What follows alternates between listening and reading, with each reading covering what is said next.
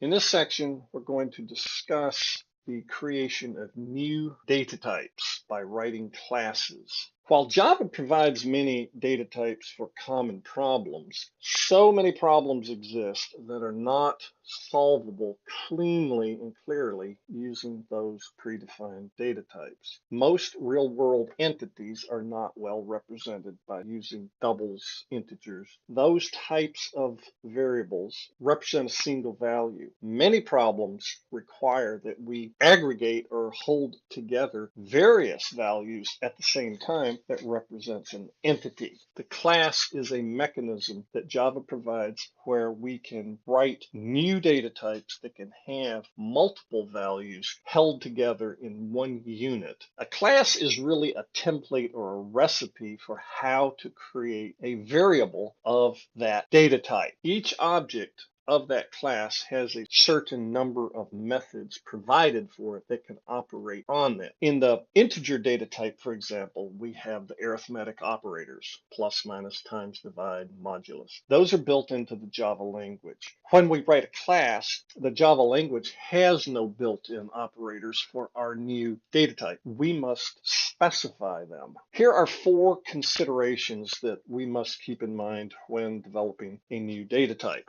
Each piece of information stored in it must have a range of values. For example, if the piece of information was represented as an int, it would have the standard range of values for an integer. But most entities don't want that. For example, if this were an age piece of data, then we don't want negative numbers for age. Our class would have to ensure that only legitimate ages could be entered. We would assume in this case 0 and positive integers. The interpretation is up to the programmer. What does this new data type mean? What do those fields, those different pieces of data inside of it mean? And particularly, what do they mean together as an entity? The set of operations are the acceptable behaviors that can be executed on an object of that type. For example, getting the name of an object or setting the age of the object would be potential behaviors defined for that class, that new data type. And finally, memory characteristics. We will start working more fully with reference variables and